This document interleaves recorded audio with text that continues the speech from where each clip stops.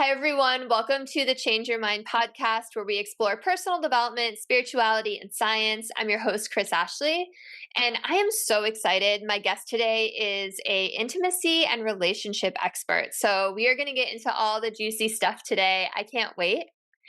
First, couple quick announcements. Head over to the links in the show notes. You are going to find a lot. You're going to find links from my lovely guest. You are going to find a link to my book, Change Your Mind to Change Your Reality. It was endorsed by Michael Beckwith, Bob Doyle, Marcy Shimoff, all of whom were on The Secret. Also endorsed by John Gray, who wrote Men Are From Mars, Women Are From Venus. So go check it out. You will also find links to my free live masterclass, to some freebie downloads, to coursing programs. Lots going on there. And did I say coursing? I meant coaching programs. And as always, this podcast is part of the Los Angeles Tribune Podcast Network. We are doing a lot in the personal development space. I just hopped off a panel for a live event, so please just come check us out. A lot going on. Hi, I'm Chris. When I was younger, I went through trauma that caused me to feel broken and lost. But my life changed after I had a spiritual awakening. Since then, I've dedicated my life to studying and learning from masters all around the world that have helped me to create a life of fulfillment and abundance beyond my wildest dreams. Now I'm dedicated to sharing everything I've learned so that you don't have to suffer for decades like I did. I've seen people's lives completely transformed, and I share it all right here. All right, so with me today, I have Allana Pratt. So Allana Pratt is a global media personality and go-to authority for those ready to heal heartbreak, live unapologetically, and attract a soul-shaking relationship. This Ivy League grad is the author of 6 books, has interviewed Whoopi, Goldberg, and Alanis Morissette, and hosts the edgy podcast Intimate Conversations. A certified master coach with over 5.6 million viewers on YouTube, Allana was asked by Leeza Gibbons to coach her during Dancing with the Stars. She's been interviewed over 800 times, and for the past 20 years, Allana's brave willingness to heal her own heart makes her authentic, relatable, and credible in her proven coaching programs and intimacy retreats. She's a small-town Canadian girl who is honored to love the shit out of humanity. I love that line. Welcome, Allana. I'm so happy you're here. Oh, it's wonderful to be here. And you live in LA, yes? I used to live there for 20 years. Very cool. I'm actually in the Bay Area. Oh, I'm just part of the Los Angeles Tribune Podcast Network. Understood. But I'm down there often because we have a lot of events. Yeah, that's wonderful. Good. Yeah, I live in North Carolina now, but I spent 20 years raising my son in LA. So awesome. Nice. Do you miss the weather at all? No. I mean, yes and no. It's beautiful weather. It's a little on the humid side in the Southeast, but I travel a lot and I go back to LA from time to time. I think what I don't miss is the traffic. And there's something about Southern charm that I never knew existed, which I quite enjoy. And yeah. I think, I don't know about you with your work, but sometimes we go where we're needed. Like if there's too much light, too much help in one area, sometimes I'm drawn to go live or work in another area where there isn't maybe the personal growth that we get so used to in California. So I'm shining my light on the other side of the continent. I love that. Like I've heard people say like, oh, why can't all these light workers and healers be in one spot? And it's like, no, we're positioned around the globe, right? And we're like forming this grid around the earth almost, right? Yeah. Oh, I got shivers when you said that. That's exactly what we're doing. Yeah. It's energetic and it's real. So thanks for getting that right out of the gate. I love it. Yeah, I love that. Okay, so I always start my shows the exact same way, and that is by asking my guests what is their origin story. So I would love for you to share what prompted you to even be an intimacy and relationship coach. Like, what was that journey like for you? That's about a 3-hour conversation and get a bottle of wine, but I'll do my best. Perfect. I'll do my best to be quick. So as you heard, I'm a small town Canadian girl, so British Columbia. And I didn't want to be a pharmacist and take over Pratt's pharmacy, the little drugstore with the big heart. I didn't want to be a teacher like my mom, although I am a form of a teacher. I didn't like the box in which she wasn't paid very well. And I wanted to be really valued for what it is I offered and have no ceiling on how I could teach. I also didn't want to be a therapist and pretend like if I met you in the grocery store that I didn't know you. I want my clients, I love my clients, they're my family. So I found my way on Uncle Phil's 18-wheeler semi from Vancouver, British Columbia, down to Los Angeles when I was 19. And I was going to be a dancer. I quit college. Parents were pissed off. And I was good enough, talented enough, brave enough, but I didn't have a working visa. So I, with $40 left to my name, I got a job dancing in Japan. So I moved all the way over to Tokyo, and I was a dancer and a model and a spokesperson. And I ended up spending 4 years there, making more money than my parents combined and doing really, really well, backpacking all over Asia. And this is where I first moved into intimacy. I didn't call myself an intimacy expert right out of the gate. But what I found, I was in a show, and Chris, I was dancing with these girls from the Moulin Rouge, and they thought their bodies were temples, divine temples. And I was very concerned about what you thought about my body, competition with women. Did men think I was hot? It was very much in my head. And I did not see myself as beauty itself. I was either beautiful or not as beautiful as her. It was very competitive, very insecure. And these women were completely different. They were radiant. And so I remember going to Thailand for a vacation in between contracts. And I walked up and down this beach on Koh Phangan. It's where all the full moon rave parties were. But by day, I was committed, Chris, to walk up and down until I no longer cared what people thought, and I could just be present. And it took days. I sobbed. I was so insecure. I just could not get out of my head comparing myself to others and quite frankly, be afraid of men's attention. And it was on this last turn back where I just said, oh, just screw it. I guess I'm going to be insecure forever. Where I had one of my first direct experiences where the ground fell away, the gravity fell away. I was one with the sand and the water and the mist of the ocean in the breeze. And every single person I looked at looked like a bodhisattva. Like there was just oneness with the earth and people. And then my body, I was one with my body, and I felt like beauty herself. And of course, it didn't last. A direct experience with our true nature is like a flash of enlightenment. But I'm like, okay, I'm on to something here. There is a path to oneness with body, mind, and spirit. So much of my spiritual journey has just been about spirit, like leave the body, go have unity consciousness and oneness. But we're humans on a planet. How do we live that in our body, in interaction with our sisters and our brothers and our lovers and our kids? So that was back when I was like in my early 20s. Many, many things in between then and now. Couple ex-husbands, custody battle, criminal assault boyfriend. A lot of crazy shit went down over the decades after. But I kept being on the path personally of why was I attracting emotionally unavailable partners, abusive partners? What was going on? Because I'm smart. I'm an Ivy League grad of cum laude university, Columbia University. So it wasn't my lack of brains, and it certainly wasn't my lack of intention or my beautiful heart. But I kept attracting relationships that didn't work. But I had a skill set to help others. I could see their blind spots, but as we all know, we can't see our own blind spot. And it was only after that last relationship where it ended in criminal assault, and he pleaded guilty, where I'm like, okay, we need to figure this out.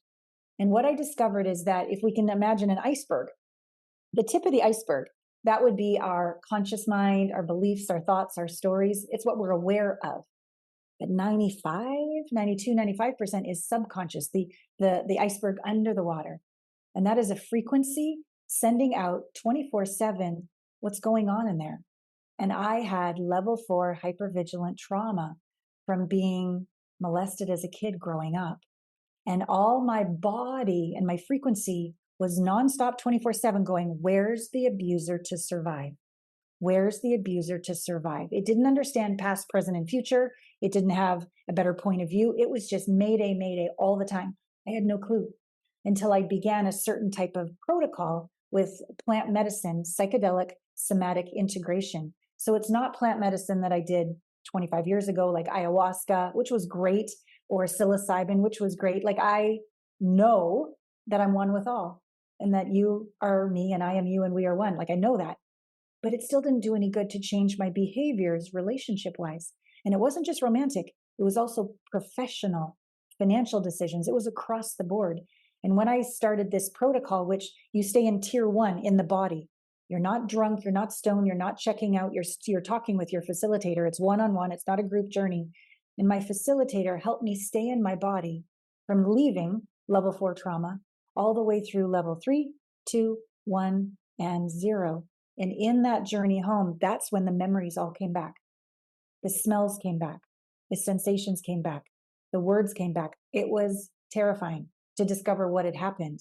But it was also freeing, Chris, because I'm like, oh, that's why I can't seem to get it together with men romantically or professionally. And I was able to heal that trauma and stop that behavior that was running the show subconsciously.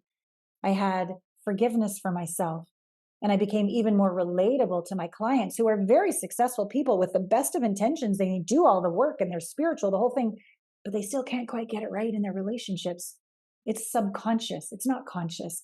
And when we can align our subconscious and our conscious together in wholeness and in oneness, addictions end, sabotaging patterns end, marriages thrive.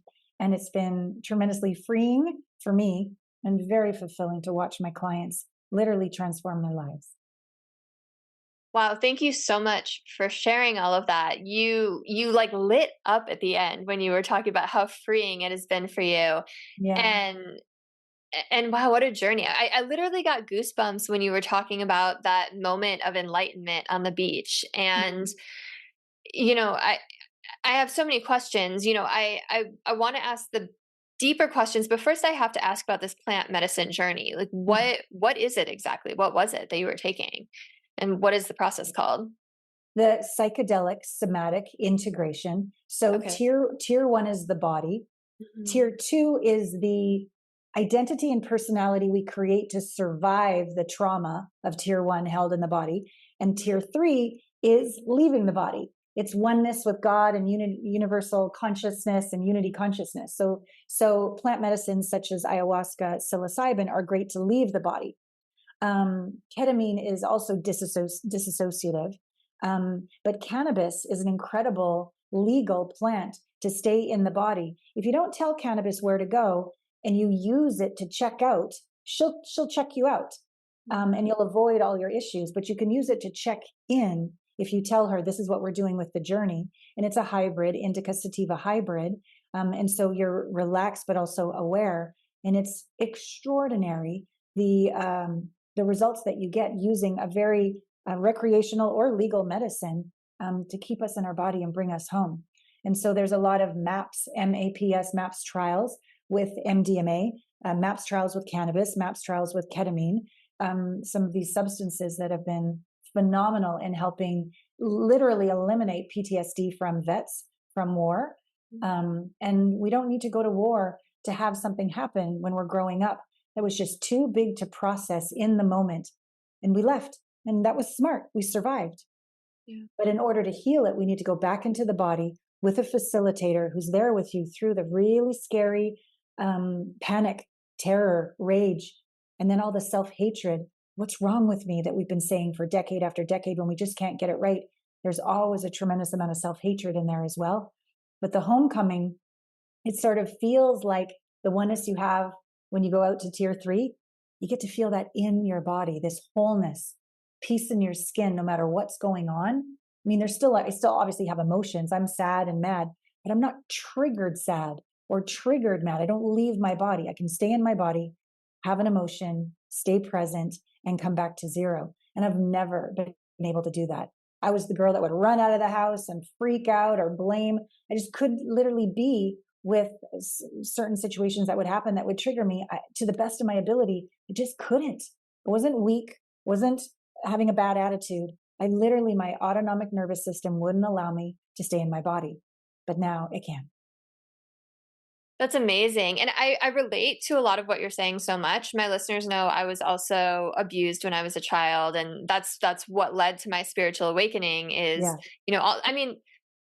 that's why I ask people's origin stories on this podcast, because everyone has different versions of the same story, right? They went through a really difficult time. They found their way out of it. And now they're using what they learned to help others so that others don't take decades to heal like they did, right? And it's just, It's so inspirational every time someone shares their story, and yours is as well.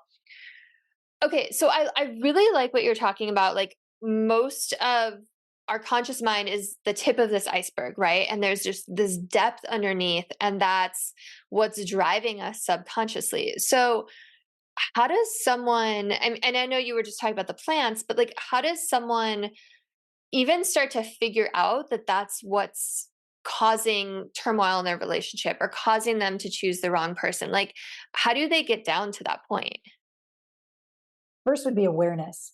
When you have the best of intentions, you're alert, you have a coach, your friends are giving you feedback, you're doing everything right, and you're still getting the same pattern of cheaters or abusers or emotionally unavailable or always blaming you for things or never taking ownership of their side of the street, whatever the pattern is, and you're the only one in common, the first step would be awareness. Then the second step would be don't judge yourself when you find out, oh, I'm the one in common.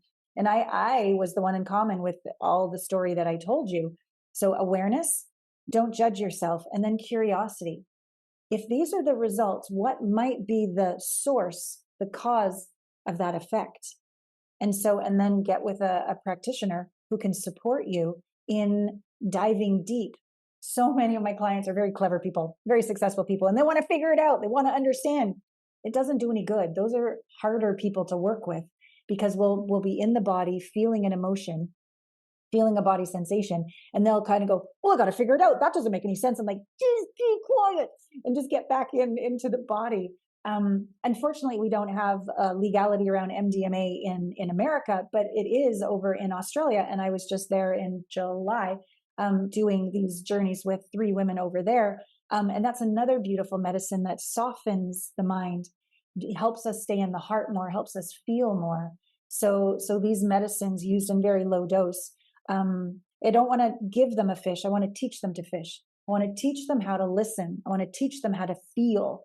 I want to teach them how to stay with the emotion. And here's the big thing, which I understood on some level because I'm a dancer. Trust the body. If the mind could have brought us back to zero, we'd all be back at zero. We'd all be fine. It's actually surrendering the mind, letting go of the mind, letting go of figuring it out, even letting go of trying to get home. Just let go of control and just let the body come back. Our bodies are phenomenal. They're literally wired to bring us back from level 4 all the way to 0, all on their own, if we get out of the way. But getting out of the way means we have to feel like level 3, for example, Chris, hopeless. What's the point? What's wrong with me? Suicidal ideations. It's not pretty. Who wants to feel that? So then people disassociate again. Let's go on social media. Where's my second glass of wine? Let me just work another 10 hours, right? Because coming back into the body doesn't feel good at first. And then level 2 trauma is very intense, very short, 30 seconds, 60 seconds, but it's panic. Like you think you're going to die, or it's rage. I think I'm going to kill somebody, or it's self-hatred. I want to do myself in. It's not fun. But again, when you have a facilitator, I got you. Take me with you. I'm right here. And sometimes even on journeys, people will project onto me the perpetrator that wounded them in the first place. I become their mom. I become their dad. I become the rapist. And if I would get triggered by that, I couldn't hold space. I couldn't facilitate. So I've got to walk my talk and have done my over 30 journeys myself so that when any of this happens, I'm not going anywhere. I don't get triggered and I can play good cop, bad cop. But here's one of the most beautiful things I get to do is I get to reparent them. So many of us had well-intending parents, or sometimes not, but we never heard, and I mean in our central nervous system, our autonomic nervous system, and into our brain, we never heard, oh, I've always wanted you and now you're here. You're everything. You matter so much. I intended, I prayed, and you're here. You're the most important thing to me in the whole world. Like these words, I get to say to them.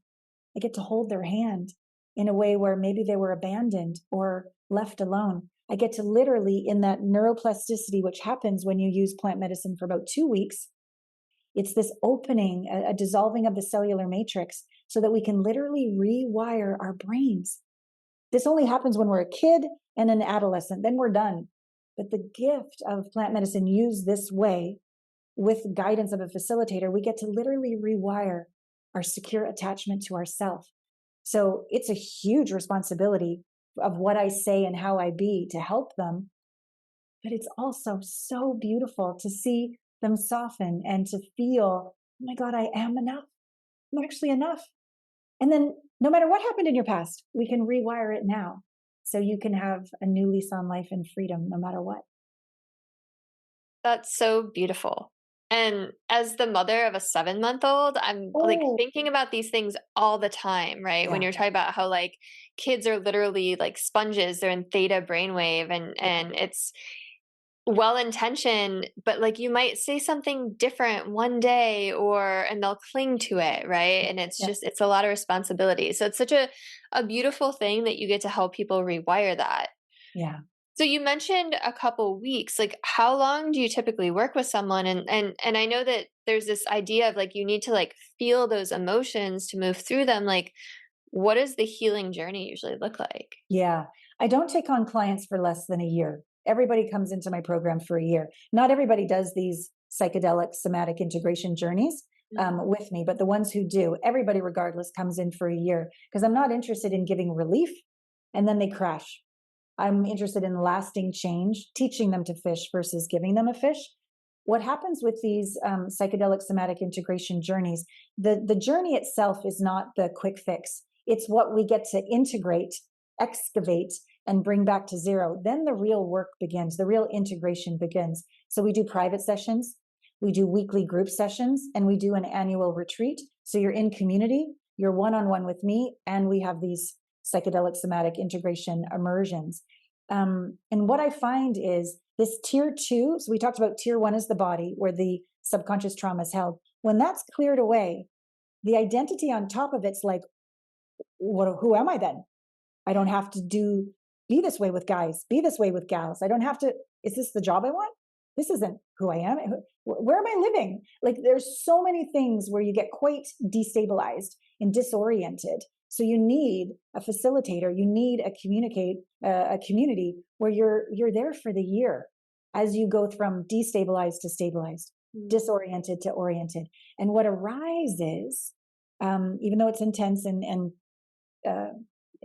yeah, I think we'll just leave it at that, intense. You cry a lot. You learn how to feel and not leave your body. But then it's almost like Niagara Falls gets let loose. And then eventually it becomes a little stream. You're able to feel your feelings and they pass through with so much more ease. And you discover the real truth of who you are arises. And then something amazing happens. The truth of you through your body arises. And it somehow touches that tier 3 oneness with unity. You start to literally hear the whispers of God. We all know in our pineal gland, it's like an antenna. Heart math teaches us this, right? It goes out in coherence to the non-local field. You hear intelligence that you couldn't hear before, and it can go in and you can co-create with the divine in ways that I certainly couldn't before. So you feel I'm meant to be here. You have this sense of, well, that didn't work out. I wonder how that's for me. As opposed to that didn't work out. What's wrong with me? Yeah. Or what's wrong with you, God? Like you don't do that next stage. But I'll be honest, it takes work. It takes commitment. It takes a safe community and a very professional facilitator who's done this. Like I'm no better than my clients. I'm a few steps ahead, maybe more developed, but I'm no better. So they're very safe to go through this journey of a year. And many who have been maybe single or attracting duds, by the end of their first year, they attract somebody. And then it's a whole new realm of issues that show up when you're actually on the court with them. So many clients sign up for another year. And now we navigate a relationship that's more healthy, transparent, vulnerable, intimate, real, and authentic than they've ever had, which is scary, but it's what they've always wanted. And then we just watch people pop, in the group, and it gives the new ones hope. And we celebrate, you never gave up. You didn't give up 5 minutes before the miracle, and look who you've attracted. This one client, she was sharing on a group call the other day. She goes, I am so happy. We're like, you are glowing. She goes, I just got a 180-point survey from my new boyfriend. I'm like, what kind of survey? What do you mean? She's like, all the different things we could do sexually. Is it a yes? Is it a no? Is it on the table, off the table? Is it? Wow. Stop it. Can I look at this list? So these unexpected miracles start to show up because she's no longer trying to be somebody she's not. She's no longer attracting trauma bonding partners. She's with somebody where she can be herself. And so can he. And the freedom, it just ripples into the whole community. It's beautiful. That is really beautiful. And I love that there's that supportive community cheering each other on. So, we've all heard that kind of cliche term, like you have to love yourself first before you can love anyone else. Yeah. And it sounds more like what you're saying is you have to heal yourself first. You have to unlearn all of these things to get back to your true self before you can really love anyone else. So yes, false, true? Talk to me about that. On my site, allanapratt.com, you'll see right there, become the one, find the one, awaken the one. And I was always, once I find him, then I'll be enough, right? And then I need to keep him. And clearly that didn't work. So you're right. We do need to love ourselves first. But how? What is self-love? How do we do that? Everywhere we can see the image of little you, who's sad, mad, scared, ashamed, guilty, whatever they are. And here you are with a 2x4 trying to fix them and change them. Well, it's not going to go very well because you're judging them for being human. You're judging them for having an emotion that's uncomfortable. So to love oneself is to love without condition all aspects of self. So when we go into these healing journeys, whether it's a private coaching call, or whether it's a medicine journey, whether it's at a retreat, whether it's on a group call, and an emotion will arise, we've been trained, let's just push that down. Boys don't cry. Let's keep it together. All the rest of it. I'm the opposite. A lot of therapy is like, don't let them go into that. There's a window of tolerance. And if they get a little too upset, let's bring them back down and give them some drugs or something.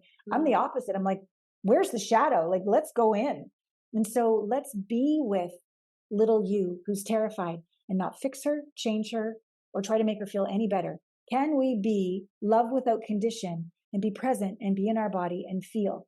Because again, the body knows how to get back to zero. If we can just feel long enough without trying to escape or change and just, I make a joke sometimes, it's like a fart. You just sort of let the fart through, or like a gas pain. Just let it get through. It'll leave. It'll be fine. Just relax and breathe and it'll pass. So same with these emotions. We think we're going to die. We don't.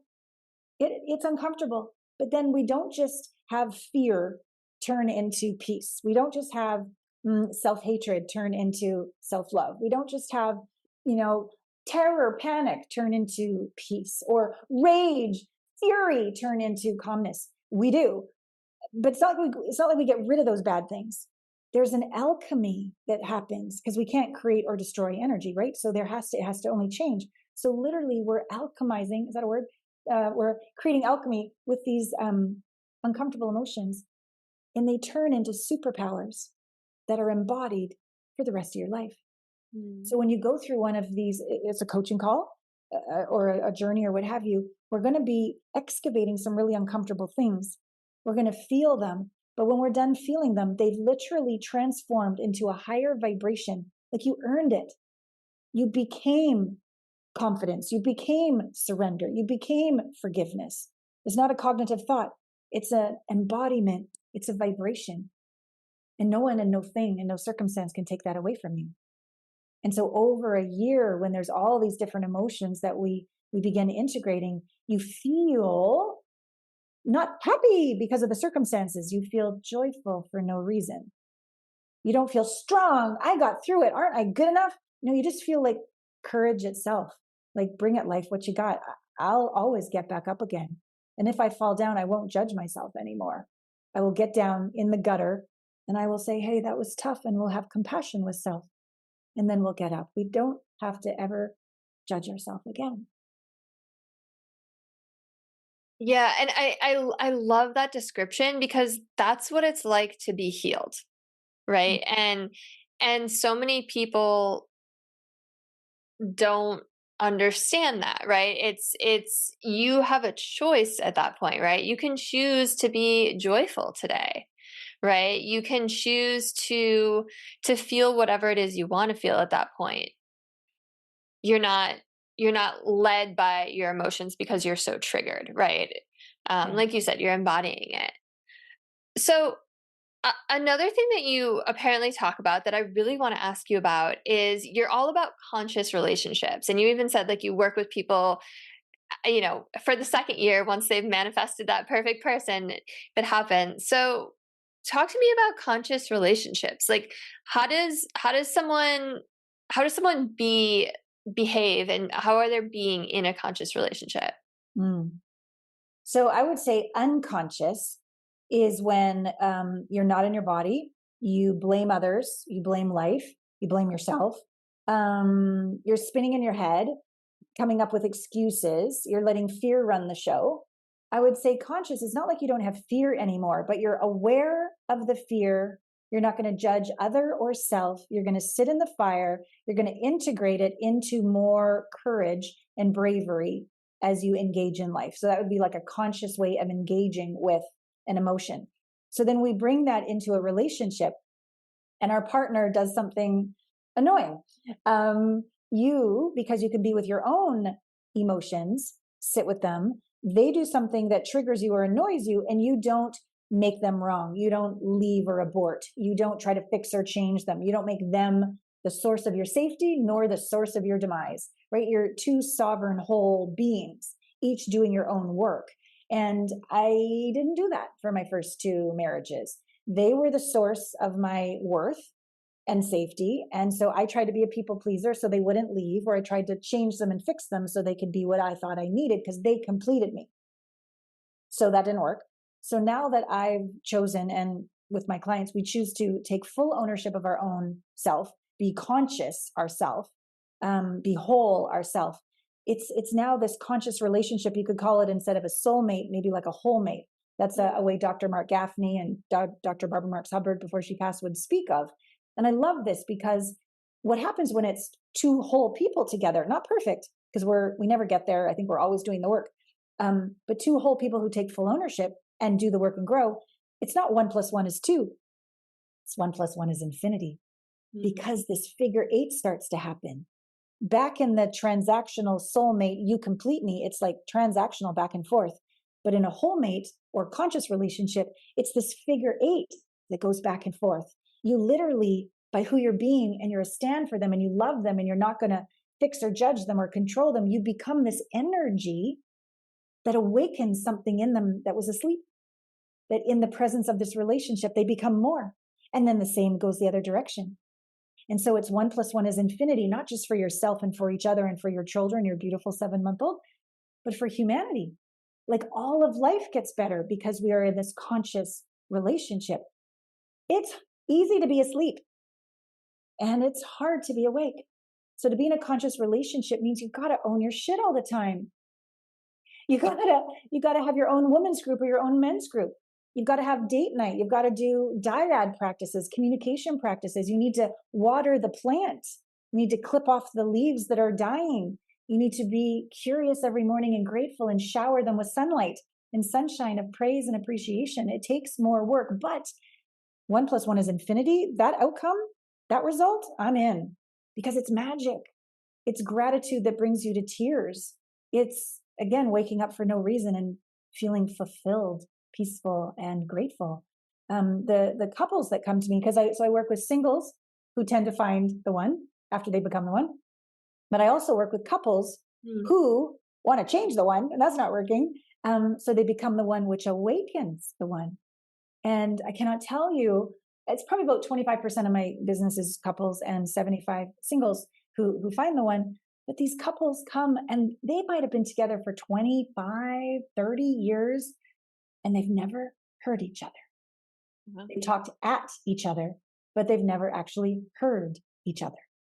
Because they're, again, remember that transactional, their safety is based on controlling the other person. So by helping them sit in the fire and integrate their own wounds and have some of these communication practices like dyads, for example, where all you get to say when asked a question in response is, thank you. You don't get to interrupt. You don't get to get into an argument. You say, tell me something you're afraid to tell me. Or tell me a way you want to be loved. Or tell me something that no matter what I've done, you still don't feel like I'm really sorry. And then the other person responds, but the person who asked the question, they only get to say thank you. They have to sit in the fire and go, whoa, if I'm going to take 100% ownership here for this relationship and each person does that, I need to up my communication skills. I need to be more present. I need to give more touch. I need to give more praise.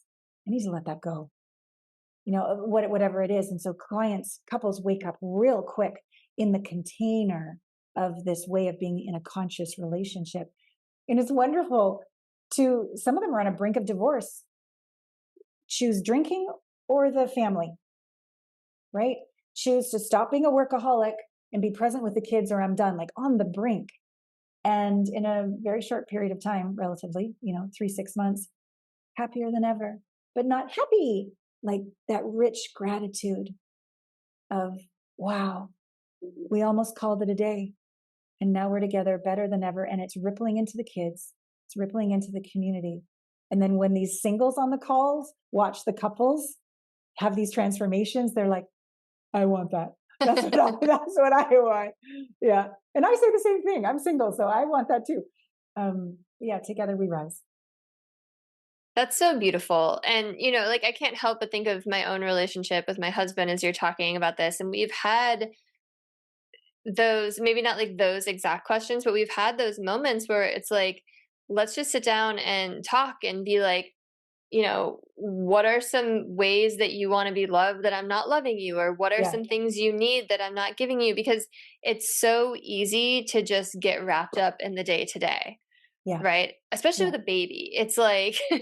and it's also easy to snap at each other when you're tired, or whenever, people just come home from work and it's just like, let's just get dinner going. And, it's really carving that out. And I appreciate this reminder. I'm grateful to be in a conscious relationship, but like you said, it's not like a one and done. It's like a continual, because we're all evolving too, right? Like needs evolve. Yeah. So just such beautiful reminders. Yeah. Thanks for reminding me. I have another couple. We just had an amazing coaching call. She hasn't done the psychedelic somatic integration journey because she's just gave birth and breastfeeding, but he did. And we had a follow-up coaching call, and they're not having a lot of sex. The baby's less than 3 months old. They have another one, a 2-year-old. She's a breadwinner, but not working right now. They're not connecting. And what I heard, this is what's so beautiful when you're totally conscious, but you can't see your own blind spots. They're both coaches. They're both very highly evolved humans. But he needs sensual, sexual connection. She's exhausted. So she can't even think about it. And then he doesn't feel seen, believed in, like the man. So he says he'll do something. Maybe he gets around to it. Maybe he doesn't. Right. So she doesn't feel like she can trust him. And you can just see the negative spirals going in both directions. So we got to the point where when he does something that she enjoys or he helps out, she'll say thank you, but she'll stop at gratitude. And I suggested that she moves into sensual gratitude, like spicy gratitude, more sexy gratitude. And she is terrified to do that because if she does that, her thought was, well, then now he's just going to want to have sex. I can't even stand up. I'm so tired. So I'm just going to dim my sensuality down into pure gratitude. But then to him, just being thankful is like, meh.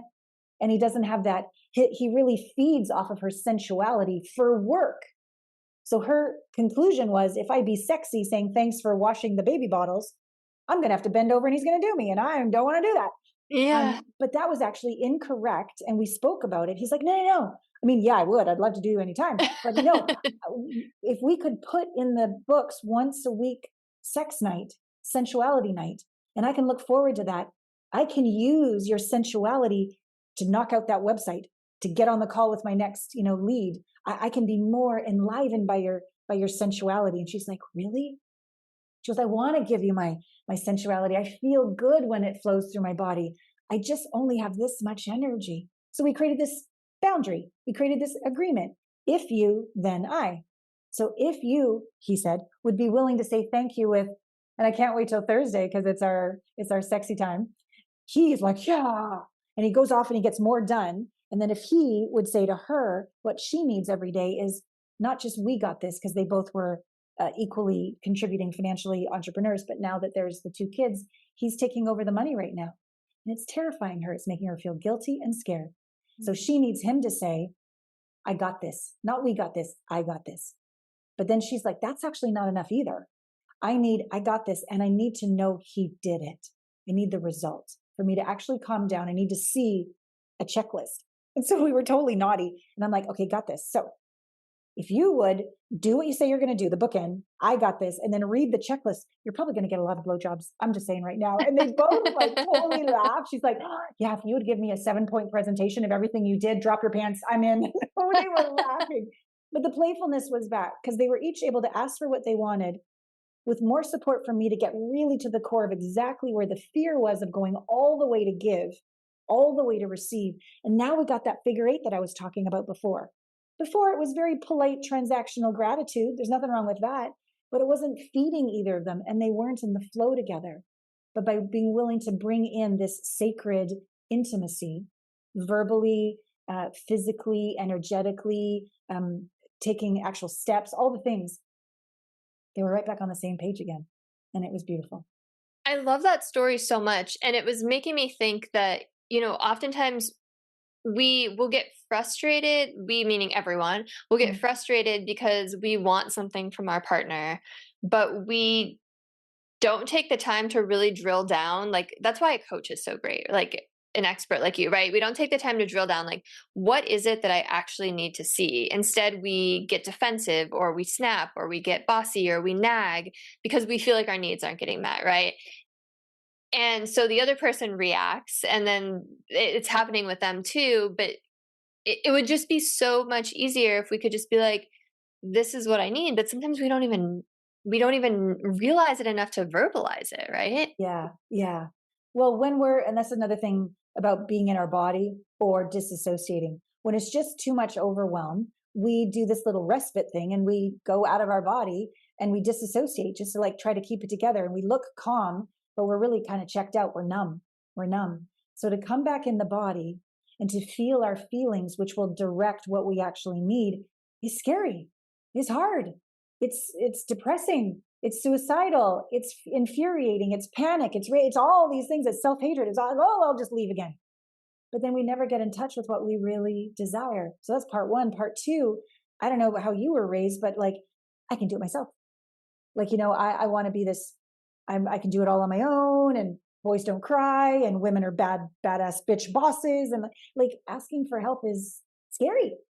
A lot of people have it wired that that's a sign of weakness or failure, when in fact 1 + 1 = infinity, right? So we're actually more when we support one another. So there's many layers to slowing down, feeling into our needs, and then asking for them. And then the last step would be receiving them.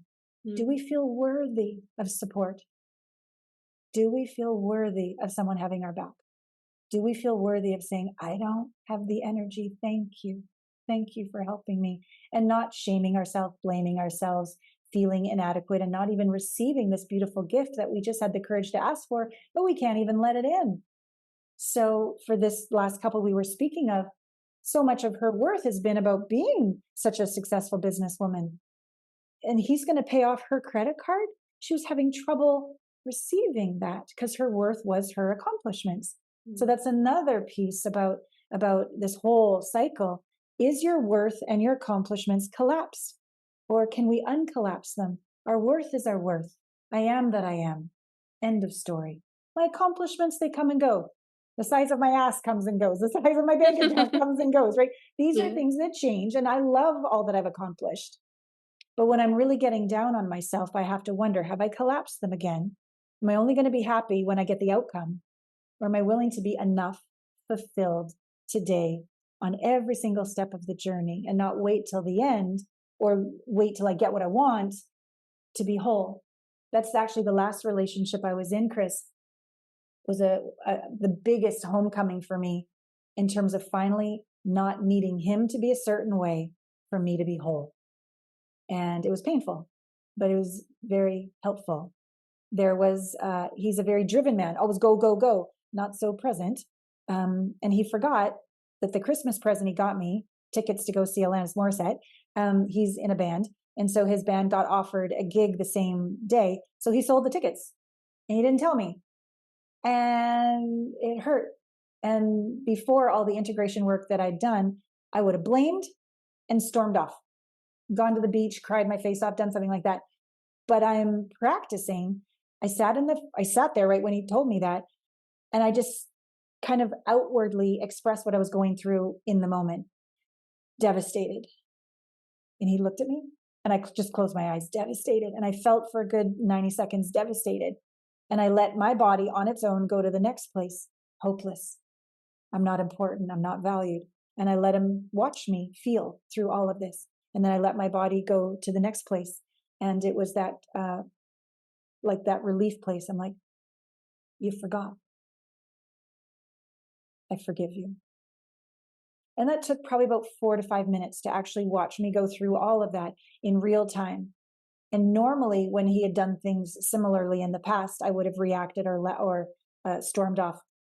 But this was different. And the look on his face was unlike anything I'd ever seen. He actually had remorse. Before, all he had was justification and blame and defensiveness and excuses. But this time he owned it and he said, I'm so sorry.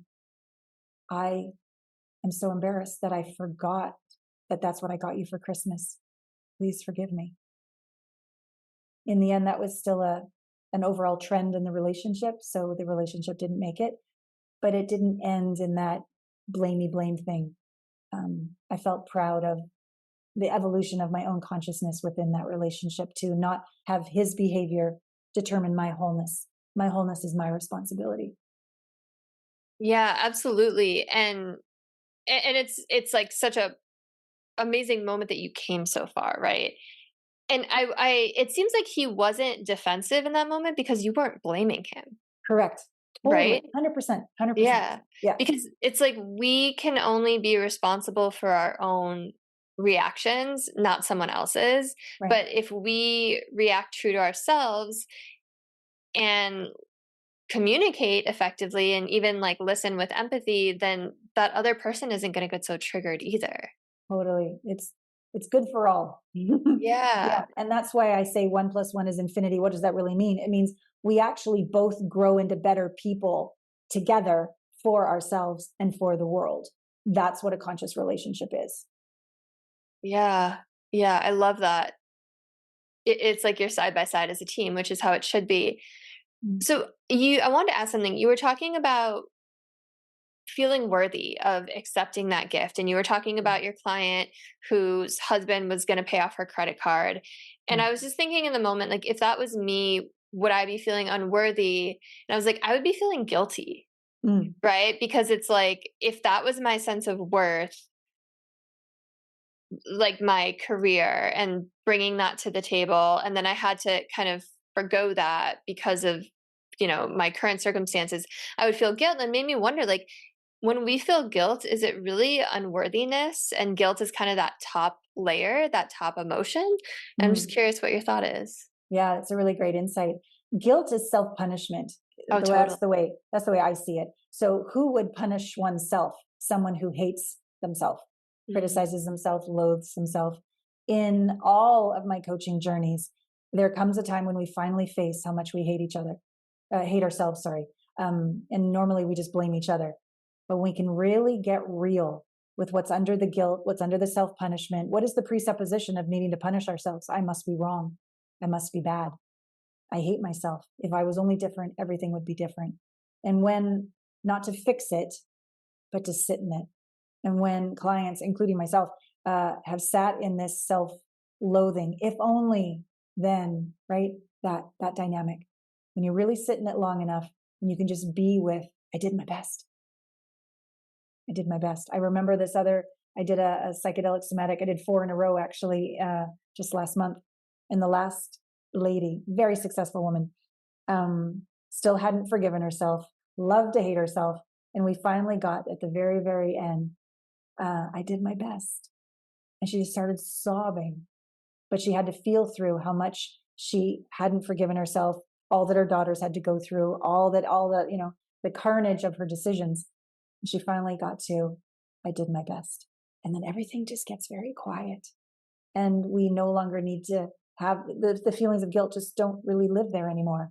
Their foundation got dissolved, and they dissolve. And so shame and guilt are very interlinked. Shame is I'm bad. Guilt is, I did something bad. So when we're no longer bad, the guilt has nothing to rest upon. And we can simply be humbled, for damn sure. Definitely humbled.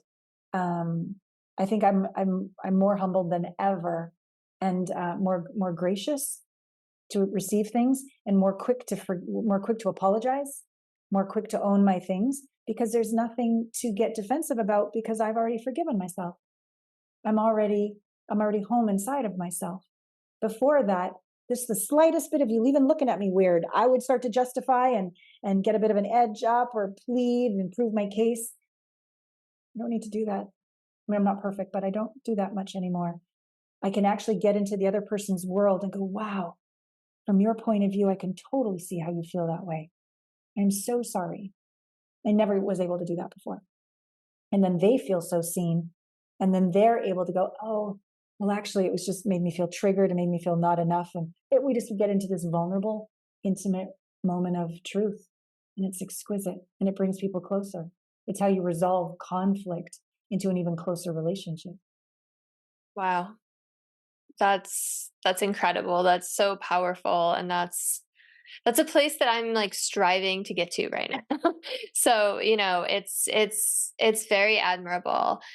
And I'm sorry to like go back to this guilt thing, but I'm like really fascinated by it. And with everything you said, like there are people who I know who just have this stream of consciousness that's negative and self-hatred, right? That's their self-talk. But there's also people who have really positive self-talk and are really self-confident and feel they love themselves consciously, who also feel guilt. So is that like, do they have the self-hatred underneath too? And it's just like they've done the work partially, or it's just buried deeper, or like, what is that?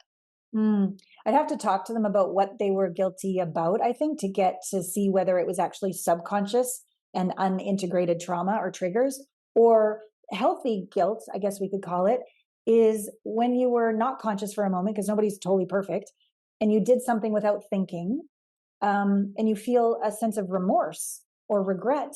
Like healthy regret or healthy remorse could be verbalized as guilt.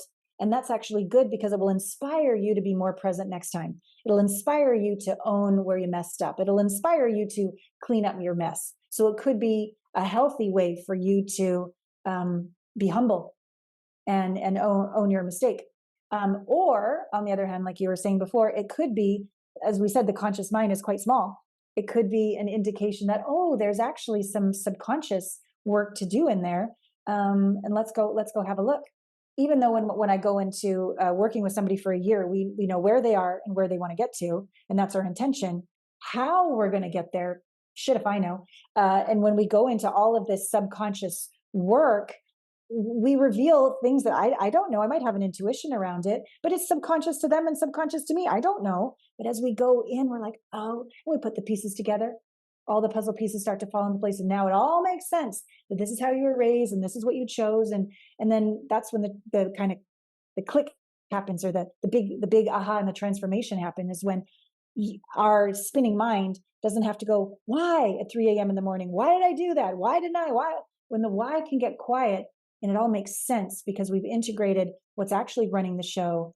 And that's when the self-forgiveness comes in. That's where the allowance of all. And even that's when, oh, the universe was not against me. The universe was always guiding me.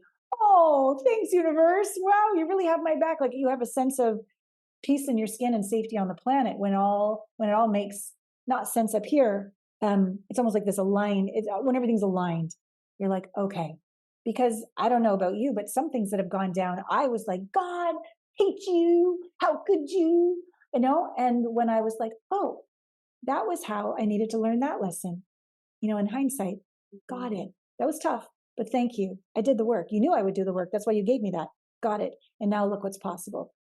For example, I learned about psychedelic somatic integration work from the gentleman who pleaded guilty for criminal assault. Wow. right? So my soul knew I needed that level of wake up call. I needed to be humbled that much. Domestic violence shelter, right? Like all of it, to really go a good attitude and one more certification and work your ass off on the weekend and make a difference and all the things that were running because I was running away from feeling how terrified I was inside my body. And it took that level of being humbled and the universe going, and here's the tool that's going to take you home. So no matter what's happened, when you do this work, you can embody the knowing that everything's for us and nothing's against us. Not like some Pollyanna bumper sticker, but like for realsy. Our soul actually knows what it's doing. And if we can listen and do the work, we're always going to not only get our autonomic nervous system home, we can enjoy the journey of being alive. What a beautiful note to end this conversation on. Allana, it has been such a pleasure to have you on. And I am sure listeners want to know where they can find you, how they can work with you, what you're offering right now. So please let us know. Oh, thank you. So my site is my name, allanapratt.com. Lots of resources on there, lots of complimentary trainings, etc. YouTube, as you said, 5.5 million views, lots of videos there. Just type in what your issue is and a lot should come up. I have my own podcast, Intimate Conversations, lots of great interviews there. I do have something I wanted to give them a discount to if they wanted to take the first very inexpensive step. I have a program, as I said, Become the One, Find the One, Awaken the One. So this is the first one, Become the One. And it's my website, allanapratt.com/become intro. And it's a $57 3-video program. But if you put in the code BTO22, Become the One, BTO22, it's only $22. And so that's an inexpensive way to get a taste of the work that I do in a 3-video series. And then that way it'll be in my world. And we've got an immersion coming up. We have a mastery program coming up. We have our annual retreat in the new year. We have lots of things. And then lastly, if you're like, oh no, I want to talk directly to her. There is on my site, it's called an intimacy breakthrough experience. And that is a way we can have a one-on-one discovery call and just get right down to basics. You'll fill out an application and we will connect and see which of my programs are a fit and get you started on your journey with me and with this beautiful community. Amazing. Thank you so much. And you have just been such a joy to talk to. Like I said earlier, you are just like lit up talking about all of these, like you're glowing and it's just been such a pleasure. Likewise. And I love this doing the podcast because I get to speak to inspirational people. So thank you for being one of them. If you're listening and this resonated with you and there's someone in your life you want to send it to, please share it. Like, comment, share, subscribe, all the things. I will see you all next time. Have a beautiful rest of your day.